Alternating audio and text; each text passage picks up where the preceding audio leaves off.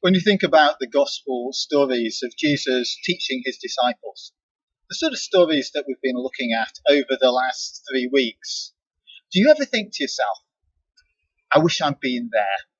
I wish I'd been one of those disciples who was sitting there listening, who could have taken in what he was saying and applied it to my situation.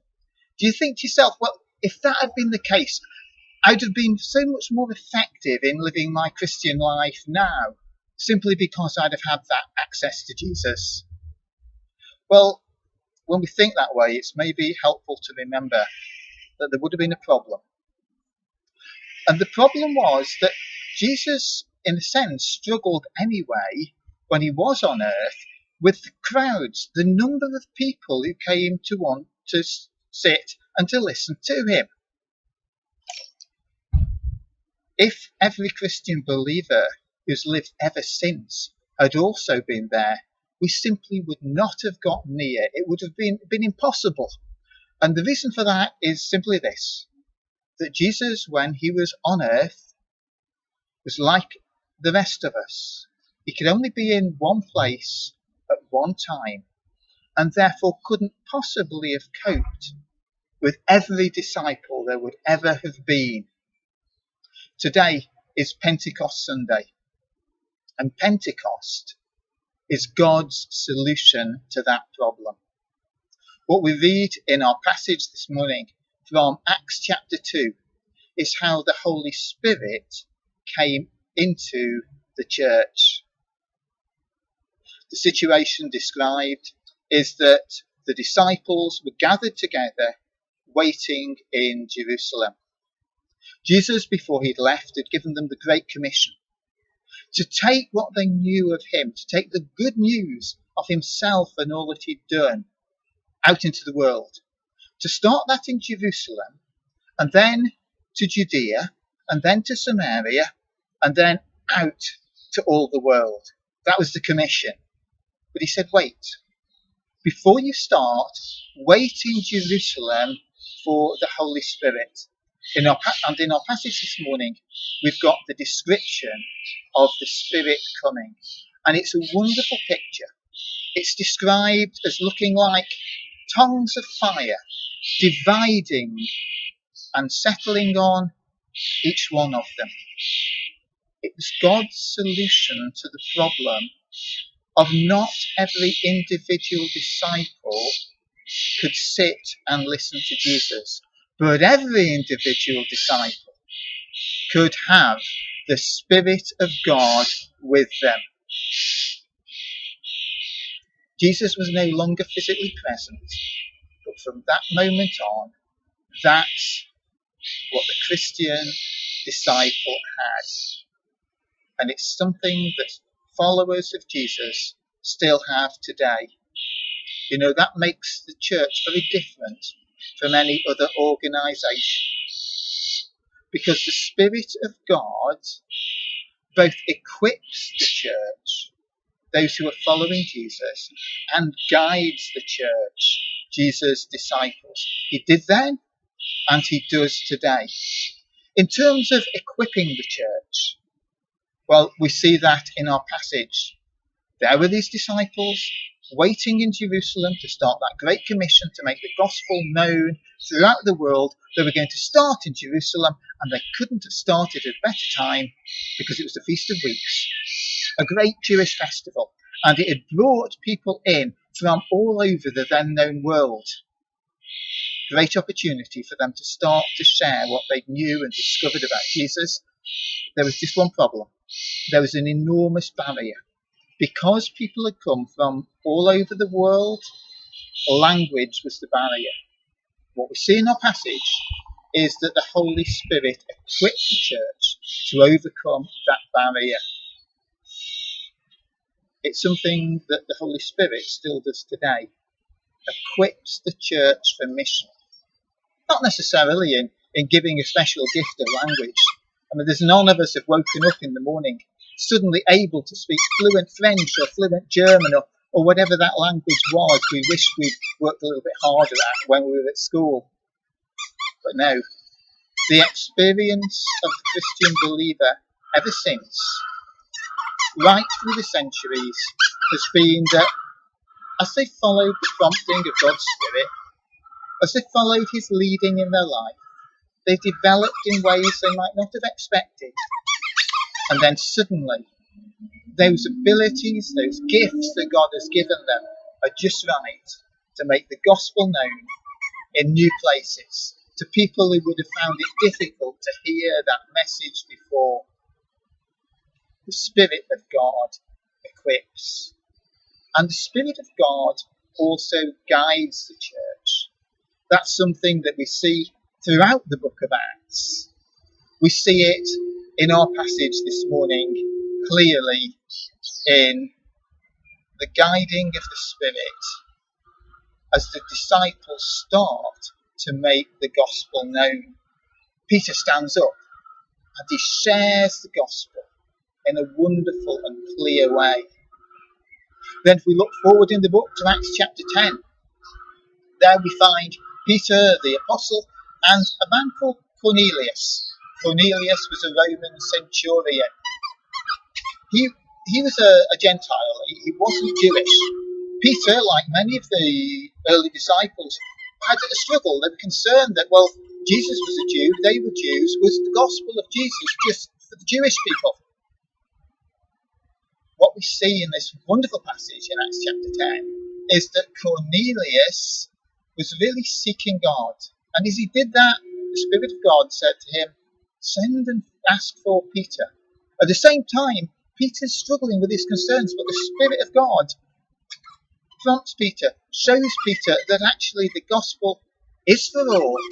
So Peter goes to the house of Cornelius, where there's Cornelius' household, a whole group of Gentiles gathered together wanting to know about Jesus. And what we see is that as Peter shares the gospel with those people, the Spirit descends on them as well.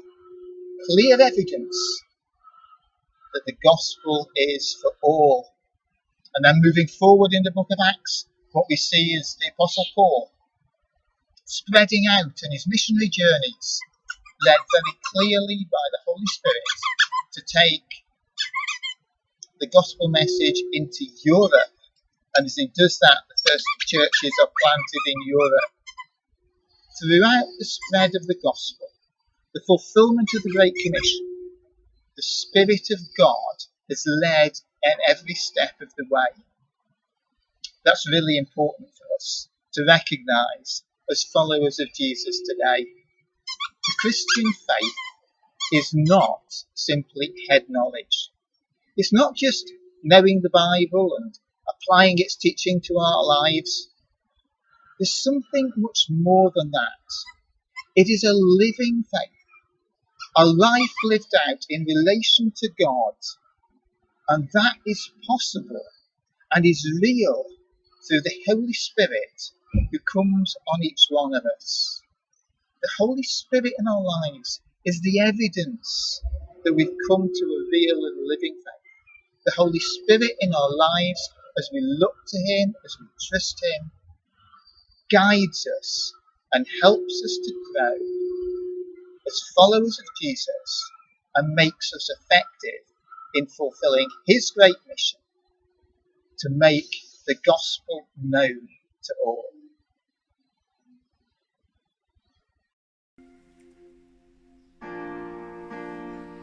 This is the air I breathe. This is the air I breathe. Your holy presence living in me. This is my daily bread. This is my daily bread. Your very word spoken to me, and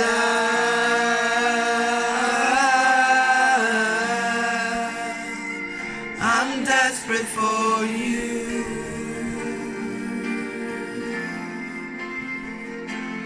And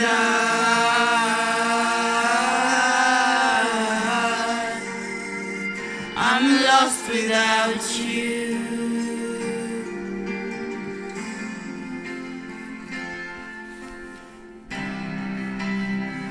This is the air I breathe.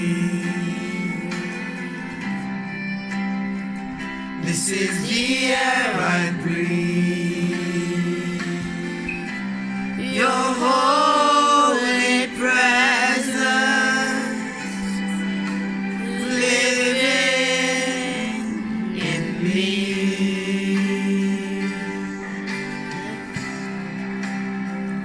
This is my daily bread, daily bread. This is my daily bread. Your very word spoken to me, and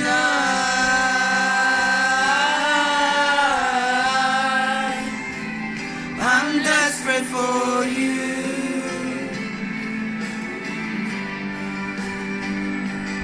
And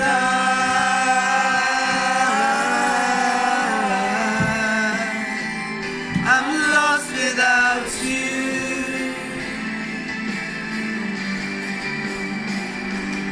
And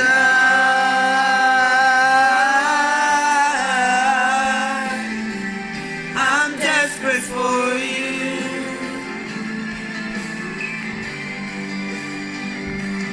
And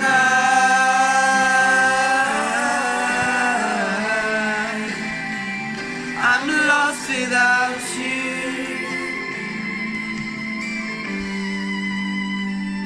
I'm lost without you.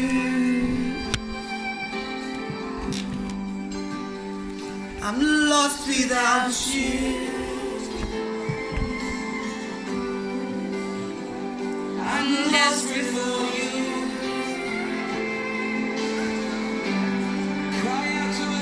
I'm lost without you, God. Jesus, we're yearning for you.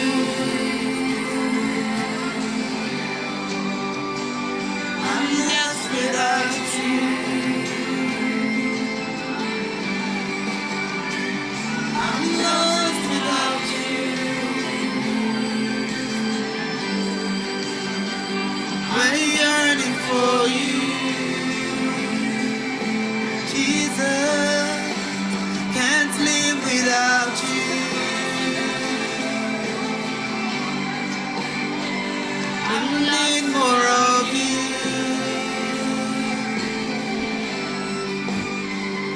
I'm lost without you.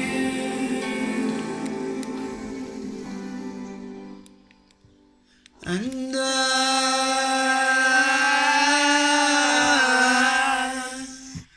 I'm desperate for you.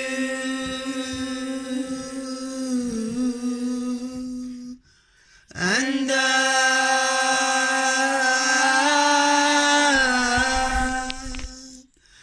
I'm lost without you.